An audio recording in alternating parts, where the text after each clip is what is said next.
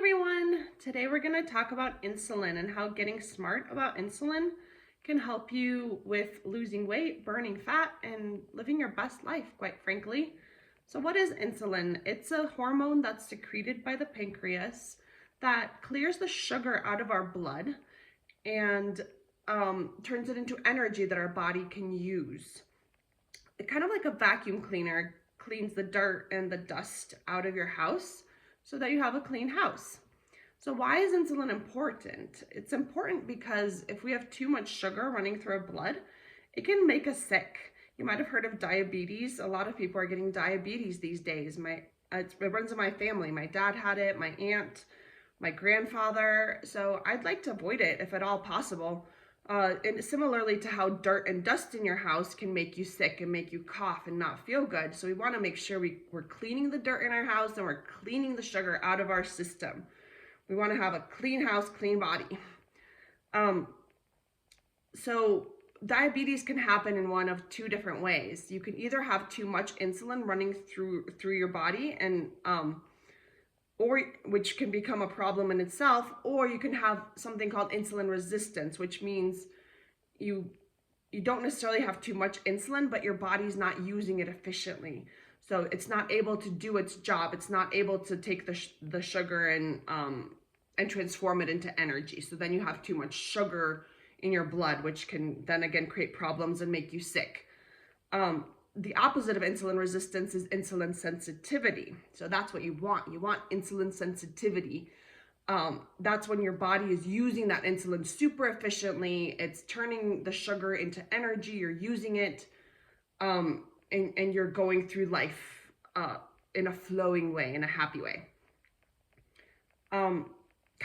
So insulin resistance is kind of like when you could have vacuum resistance when you're too tired to vacuum or you don't want to vacuum your house, but then your house starts to get dirty and dusty and you start feeling crappy.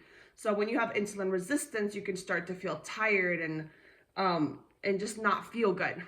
And you start to develop symptoms like, for women, PCOS, different types of hormonal symptoms, general sluggishness, brain fog, all of that kind of stuff. So we want to increase insulin sensitivity and decrease insulin resistance. We don't want the insulin resistance.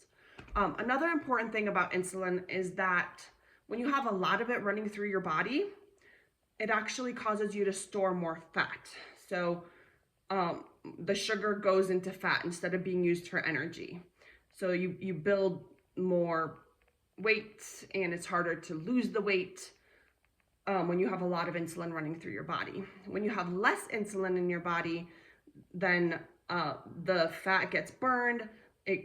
Your body goes through its glycogen store. So glycogen is stored sugar that's stored in your liver and in your muscles. So then your body can burn the fat and burn the glycogen stores and basically just run more efficiently and happily, and you can lose weight more easily when you have less insulin. So how do we decrease the insulin? How do we even do this? So what causes insulin to get secreted in the body is every time you eat.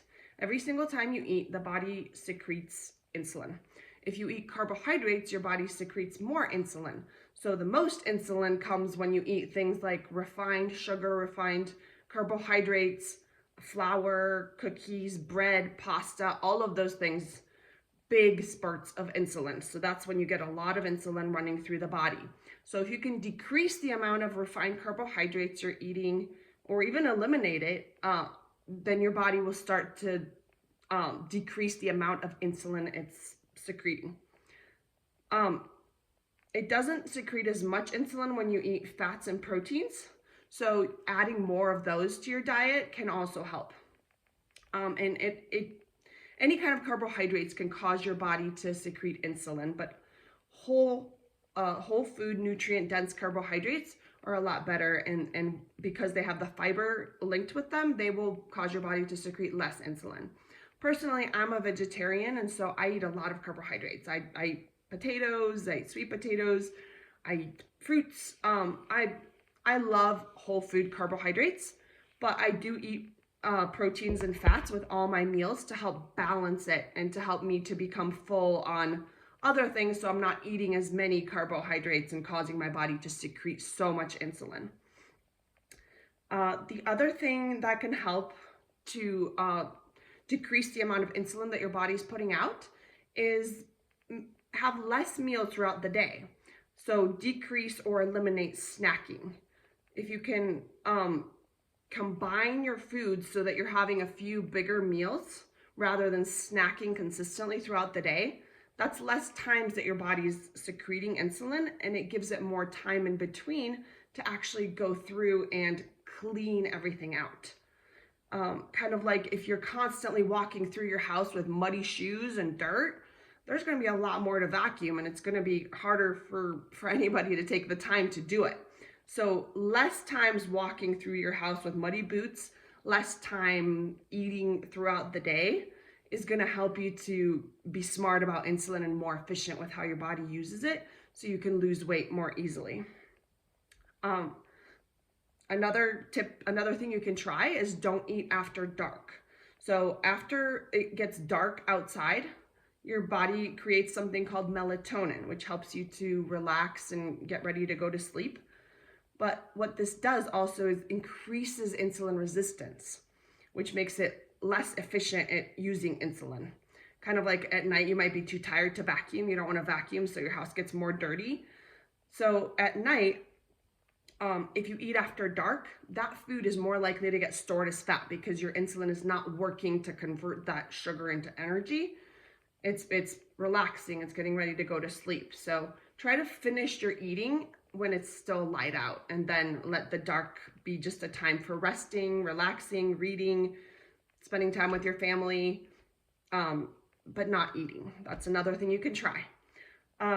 Another thing you can do is walk after meals, especially heavy meals or meals that have a lot of carbohydrates. If you go for a walk or do some gentle movements, that can help your body to be more efficient at using that insulin. Kind of like picking up your clothes or picking up your stuff off your floor helps you to be more efficient with vacuuming. Then you can just go through and vacuum really easily. It's kind of like you're picking up your clothes internally, helping to use that sugar up in your movement, so then your insulin can go through and clear it out very easily and efficiently. And you might have heard of intermittent fasting. It's another tool we can use to be more smart about insulin. There's many types of intermittent fasting, but one that has a lot of research behind it and a lot of really good effects for a lot of people is something called 16-8. So it means that you have a 16-hour fasting window in between meals and then 8 hours of eating. So most of us have some kind of a fasting window every single day between dinner and breakfast. Usually you sleep, you're not constantly eating through the night, hopefully. And if you are, you might want to decrease that and eliminate that to help your body be more efficient with insulin. But if you already have about 12 hours between dinner and breakfast, you can start to increase that maybe by an hour, like every 3 days. Go to 13 hours, go to 14 hours. If you can get to a 16-hour time window between your dinner and your breakfast, that gives your body a nice long period to really go through and clear out all the sugar from your last meal, and it helps it to be more efficient with insulin.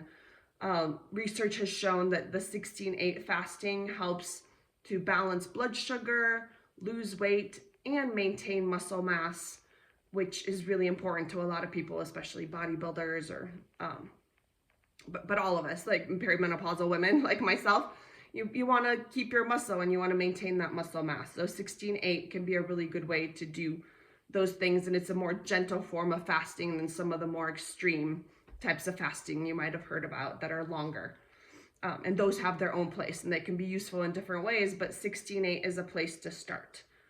In the link in the description below, I'm going to link some YouTubes from Dr. Mindy Peltz and Dr. Jockers, and they talk a lot about intermittent fasting and hormones and how those things can support our body. Intermittent fasting can support our body and being more efficient. I also started a group on overcoming food addiction, which is how overcoming food addiction is how I learned some of this information that I'm sharing with you. And that's also linked in the description below. It's a Skool group, it's free, and would love to have you come and join us if that's an issue that's at all affecting your life. And then also subscribe to this channel. I'm going to be putting out more information like this and sharing things that I've learned along the way of my own journey of losing over 50 pounds and coming into a healthier life with more vitality. So hope to see you again soon and have a great day. Bye.